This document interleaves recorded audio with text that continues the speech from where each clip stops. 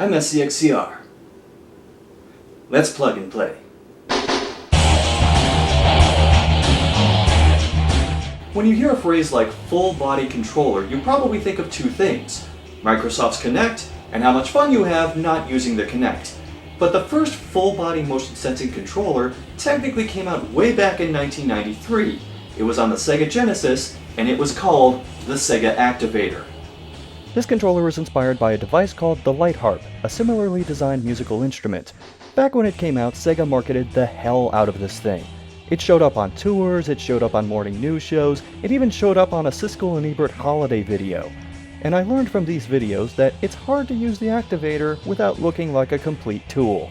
Would you like to get out and play this thing? Come on, Wally. That's your real name? Isn't this great? But see, I'm moving forward, Gary. You're forgetting to move forward. Well, wait a minute. So I've got you up against the ropes.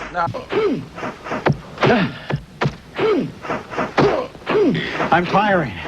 The Activator is a set of 8 interlocking panels, which can be hooked up in any order except for the master panel with the controller and adapter ports and the on-off switch, which has to face the TV. There were a bunch of stickers too for numbering the panels or showing which panel matches what button on a regular Genesis controller, but I'll probably just slap those on one of my guitars later.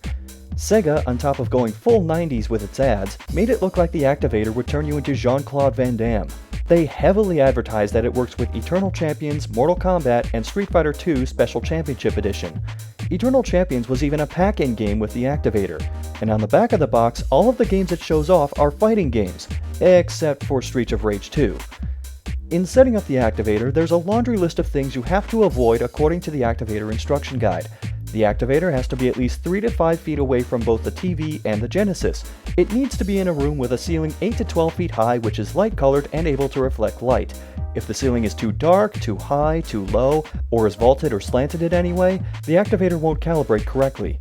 Fluorescent lights will screw up the calibration as well, so none of those can be in the room. In fact, if the lighting changes at all, recalibration is necessary. To best use the Activator, you have to wear white or light-colored socks or wear shoes with light-colored soles. And finally, setting up the Activator underneath any overhead lights or ceiling fans can also screw up the calibration and should be avoided.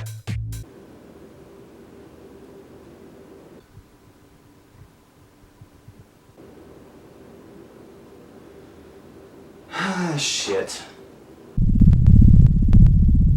The Activator also comes with a game guide, which gives an overview of the basic controls and various inputs specific to certain games, listed as favorite games.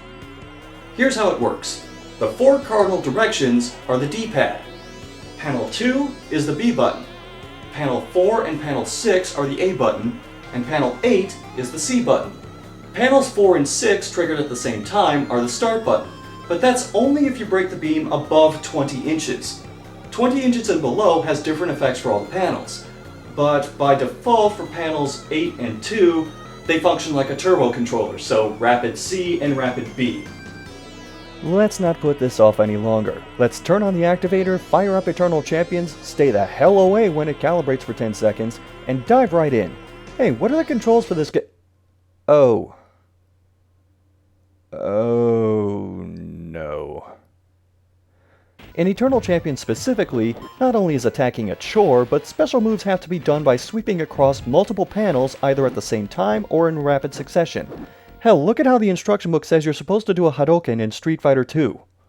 Even moves that should have been pretty basic to perform only seem to work when the Activator felt like it.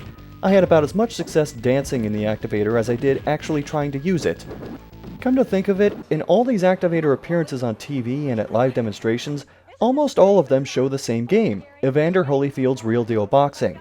A game where you don't move around much and the controls consist of punch, punch, punch, punch, move right, punch, punch, punch, punch, punch, punch, move left, punch, block, and block. Of course it'll look like the Activator's working well when you can swing over a random panel and have a 75% chance of throwing a punch in a boxing game, but other games don't have the same luxury. The Activator has 2 particular problems that make it a chore to use. 1, unless games are specifically programmed for them, you can't perform 2 inputs at the same time. So if you want to move forward and jump, either the game has to recognize the panel inputs, or there has to be 1 panel for jumping forward. Otherwise, you can't do it. Problem number 2, reaction time. This is especially crucial in fighting games. the time it takes to input any moves, directions, or special moves on a Genesis controller is much faster than with the Activator. That training video where the kid with the Activator beats the kid with the regular controller, the only way that would happen is if he actually punched and kicked him. There's also the matter of panels 4 and 6 being the pause button, although sometimes you can just hit one of those and it'll accidentally pause the game. And this happens all the damn time. But the Activator isn't just for fighting games. The game guide lists several other kinds of games that the Activator will work with, such as Golden Axe. While the inputs for attacks weren't as complicated, having to move and attack with the Activator is incredibly awkward, even after practicing with it for a half hour to an hour. Trying to jump to one side and attack involves triggering 3 panels at once, and magic is supposed to be triggered by high inputs on panels 4 or 6, but pretty much any motion over those panels would trigger it. Even basic movement was a chore at times. It's a bad sign when I celebrate successfully jumping over a 2-foot wide gap or up a ledge. I eventually resorted to the old beat-em-up strategy of only moving up and down and turbo attacking at whatever walked into range, because the regular attack input wasn't registering half the time. Let's see what else is on this list. Oh, decap attack. Surely platformers, namely ones with fairly simple controls, work well with the Activator, right? Not so much. The good news is it does allow the player to run and jump at the same time. The bad news is that while I managed to clear one stage, I got stuck on level 1-2 for almost 10 minutes because I couldn't get the inputs to register consistently for a long series of vertical jumps. After a while, I was literally begging for death. Or, I guess, re-death since I'm playing as a mummy. Why won't you let me die?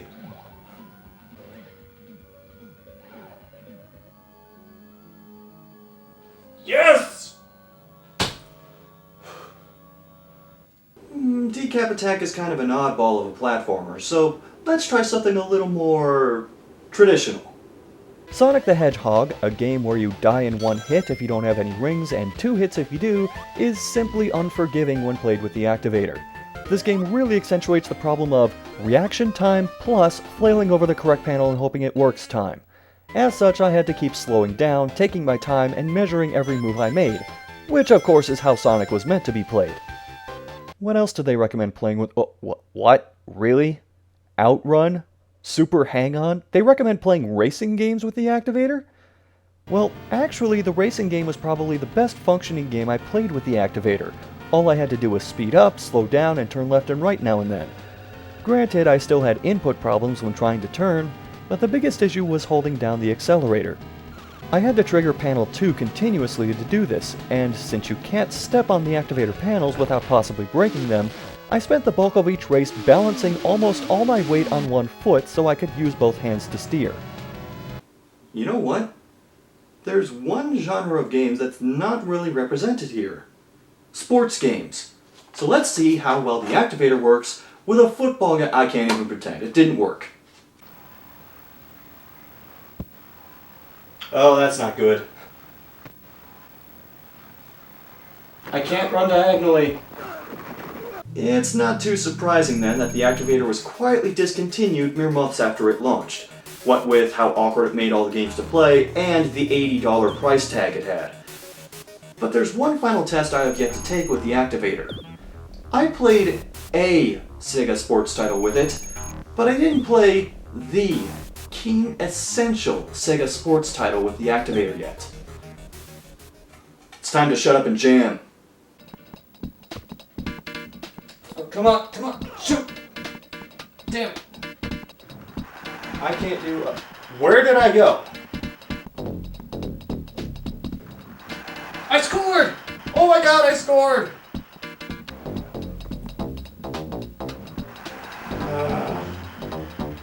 See, Barkley, this is why I want you to have the ball.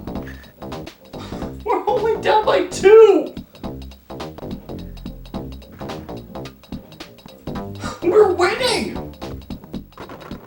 Oh my god. Did we win? I lost track of the score. We won! I won! And Barkley shut up and jam with an Activator as a controller!